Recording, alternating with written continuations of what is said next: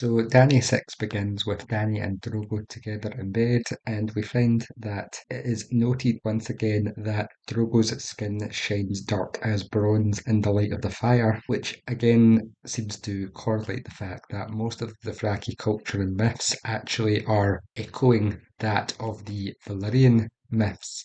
As we see in most locations, bronze is the symbolic colour and metal of the people of fire. And we see here that Daenerys is trying to convince Drogo to enact the plan to take Westeros and keeps suggesting to him that he should take Westeros for his own. However, Drogo says that the stallion who mounts the world has no need of iron chairs, which is kind of ironic as since I believe that this is actually Drogon who is the stallion who mounts the world, then he indeed has no need for the iron chair as he is the one who will destroy it in the end. Despite her trying to dress the idea up, telling him that boats are basically wooden horses with 100 legs that fly across the sea, Drogo still does not want to cross the waters as the superstitions of the Dothraki consider poison black water of the sea undrinkable by horses and therefore not something that they will entertain.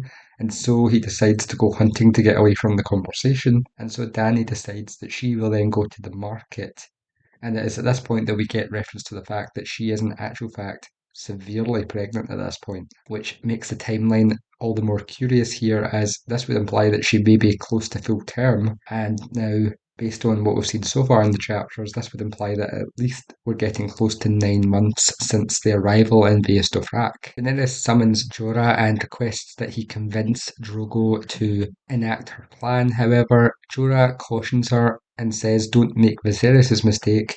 The Dothraki will do things in their own time." This is interesting as we know that Jorah is, in actual fact, an agent of Illyrio, and they do not want the invasion yet because their plans are not ready. So it seems likely that Jorah here is trying to aid Illyrio's plan and keep her from acting. And then Jorah brings up to her that we find a caravan arrived in the night. Now, this is interesting given what happens in this chapter, as Jorah is very notably here dressed like a Dothraki, whereas previously in every other chapter he has not been. So for some reason he has changed his outfit, which most likely makes him less conspicuous and allows him to blend in with the Dothraki. So why exactly would he be doing this unless he wanted to blend in? And given that he has taken Daenerys to the market, and the fact that he knows the caravan arrived last night, makes me believe that he already has received word of what is about to happen, and so he is planning for it. And so Daenerys heads to the market, and funnily enough, Dothraki culture states that up until birthing, a woman is supposed to ride her horse. Yet because Drogo is currently not here, she decides instead to take the luxury route of travelling in a litter full of pillows, which just shows exactly how traditions tend to be ignored when it becomes convenient for people. While travelling, Daenerys muses on the fact that she is the last of the blood of the dragons here, and this again brings up the age-old dilemma of this world of hereditary rule versus that of chosen rulership, as Daenerys here is put into the mindset that it is her right to do this and her child should inherit the earth from her, which is not an efficient way of ruling a world, because hereditary rule does not work as we've seen in real life, and in this world it is very obvious that the ending is supposed to be a transition to elected rule with the three-eyed raven.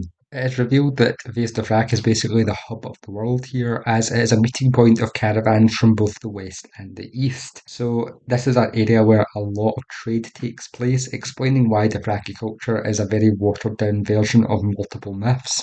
They are translating all of mythology and culture across the lands through this one site.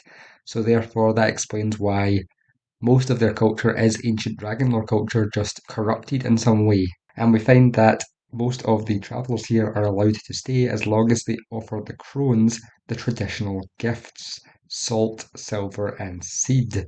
The three most interesting of choices here from George, unless they have some form of connection to the ancient histories. And here we get more hints of the eastern side of the world, as we find that there are apparently things known as tree eggs. We have locust pies, green noodles, we have spell singers and manticores in silver cages, elephants, striped black and white horses from Jogos Nahai, and then we also see that there are different races of people from here: the dark and solemn Ashai, the tall, pale Carthene, the bright-eyed men of ET, who have monkey tail hats, the warrior maids of the free cities of Bayasabad, Shamirania, and Kayakanaya, who have iron rings in their nipples and rubies in their cheeks. Even the frightening shadow men who cover their arms and legs and chests with tattoos and hide their faces behind masks.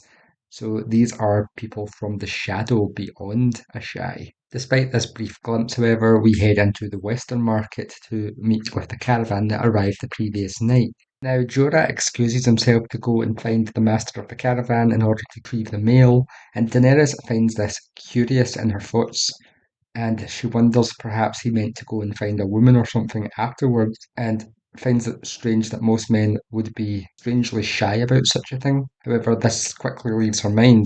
But this random flicker of doubt is important, as I pointed out earlier.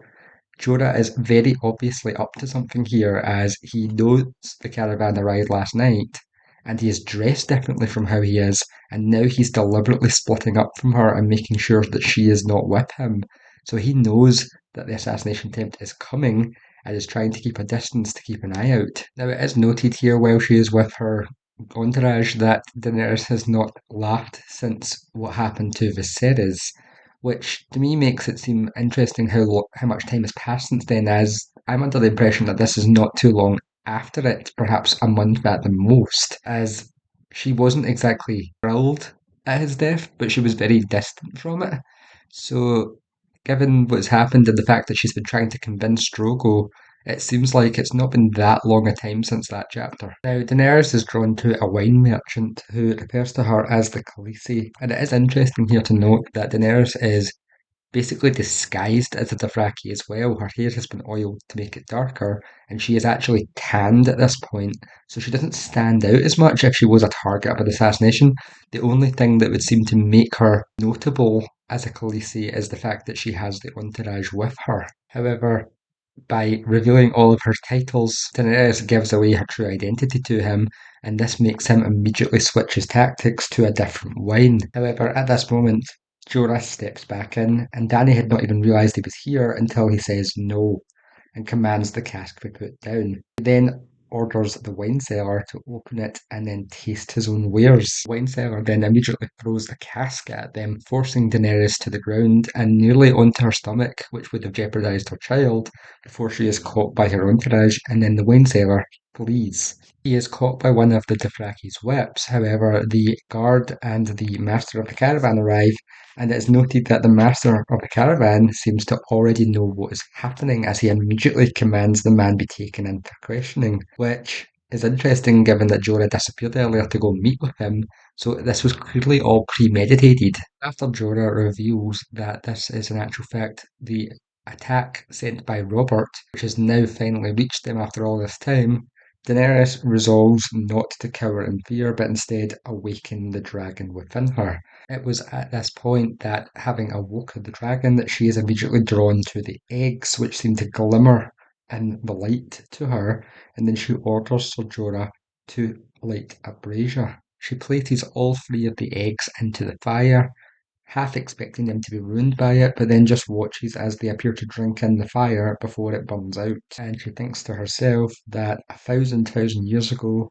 they had been alive, but now they were just pretty rocks.